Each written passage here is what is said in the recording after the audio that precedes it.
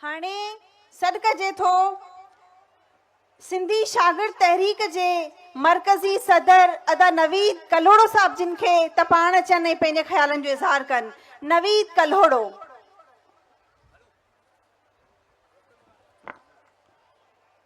थियो जुंगशाही में जन्म जंहिंजो, थियो जुंगशाही में जन्म जंहिंजो, ॼमंदे खयों कसम, ॼमंदे खयों कसम त सिंध जे गदार जो, कूड़े हर मकार जो साथ न ॾिबो कंहिं घड़ी, ऐं तिन सां विड़बो हर घड़ी, तिन सां विड़बो हर घड़ी। रोकजे रोके सघी, रोकजे रोके सघी, आवाज़ खे हडना, आवाज़ खे हडना, जे रोकजे रोके सघी। आऊं जो आवाज़ आहियां, ज़िंदगी जो राज़ आहियां, वञा दूर ताईं, तुंहिंजे रोक जे रोके सघी। स्टेज ते वेठल अवामी तहरीक जा मरकज़ी सदर साईं लाल जरवार ऐं मुख़्तलिफ़ तंज़ीमुनि जा कई आयल तंज़ीमुनि जा साथी, मुंहिंजा भाइरो, मुंहिंजा भेनरो ऐं पिंडाल में वेठल सिंधानी तहरीक जूं भेनरो ऐं शागिर्दो, अॻवानो, हारियो, मज़दूरो, जीए सिंध, जीए फ़िक्रे पली जो, जीए तव्हां ऐं असांजी हक़ परस्त जदोजहद। मूंखे पलीअ साहिब जी उहे टे ॻाल्हियूं तमामु घणियूं यादि अचनि पियूं। सभ खां पहिरियां पलीअ साहिब चयो त तव्हां मथां मुख़्तलिफ़ वार पिया थियनि ऐं उहे वार 1947 खां शुरू थियनि पिया। सभ खां पहिरियां तव्हां खां, तव्हांजा शहर ऐं तव्हां खां तव्हांजी धरतीअ ते अक़िलत में तब्दील थियण जी कोशिशि थी रही आहे ऐं हिकिड़ी धारियुनि जी यलगार आंदी पई वञे।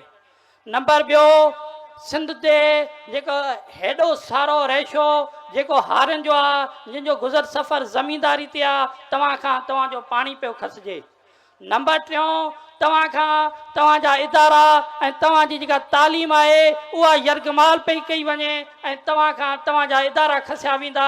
अॼु ॾिसो त पलीअ साहिब जा उहे कॉल, पलीअ साहिब जूं उहे ॻाल्हियूं त असांखे यादि आहिनि त अॼु असांजा इदारा असांजे हथनि में न आहिनि। कराची जे अंदरि हिननि छा कयो आहे, KSP पॉलिसी लागू कई आहे, कराची सिंध पाकिस्तान पॉलिसी। असीं हिननि खां पुछण था चाहियूं त कराची सिंध खां अलॻि आहे छा? कराची सिंध जो दर आहे, कॾहिं सिसी दर खां दर थी आहे छा? तव्हीं ॿुधायो। असां पुछण था चाहियूं त इहा पॉलिसी लाहौर पंजाब पाकिस्तान पॉलिसी छो न आहे?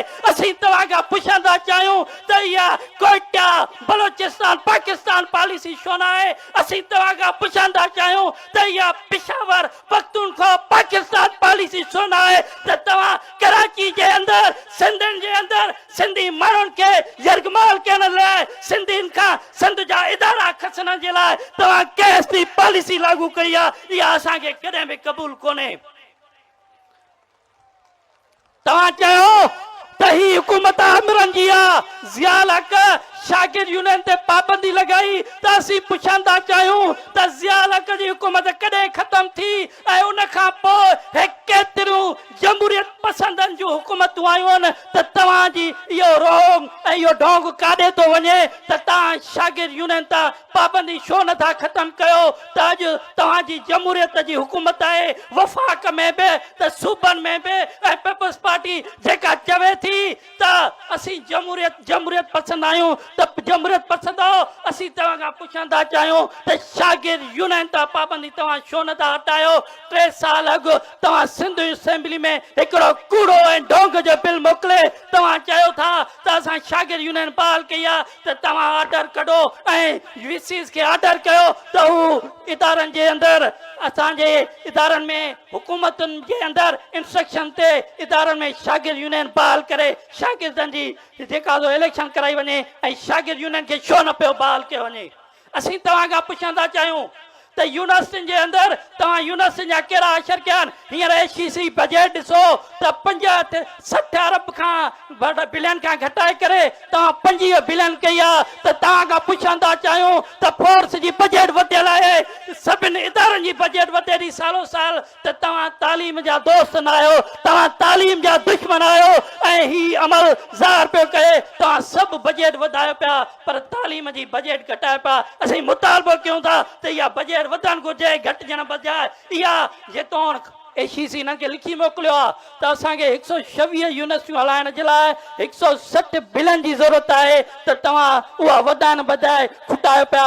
असीं तव्हां खां पुछूं पिया ही पलीजे साहब जो फिक्र आहे, ही पलीजे साहब जी अॻुवानी आहे, ही पलीजे साहब जी रहनुमाई आहे जो हज़ारे सिंधियानियूं अॼु हिन अवामी रिफरेंडम में अवामी जलसेगाह में इहो चवनि थियूं त असीं सिंध जूं नियाणियूं आहियूं, असां तालीम हासिल करण था चाहियूं। पोइ असीं हिननि खां पुछण था चाहियूं त यूनिवर्सिटियुनि जे अंदरि नियाणियुनि जेका यरगमाल थियूं पियनि, यूनिवर्सिटियुनि जे अंदरि जेका नियाणियुनि सां ज़ुल्म ऐं कीसूं पिया थियनि, यूनिवर्सिटियुनि जे अंदरि तव्हां नाले मात्र एंटी हिरासमेंट कमेटी ठहियूं। असीं तव्हां खां पुछण था चाहियूं त तव्हां शागिर्द यूनियन पाल करे हिन नियाणियुनि खे अॻुवाणी ॾियो त एंटी हिरासमेंट कमेटीज़ जे अंदरि ही नियाणियूं विहनि त उनजो सबूत ॾिसो।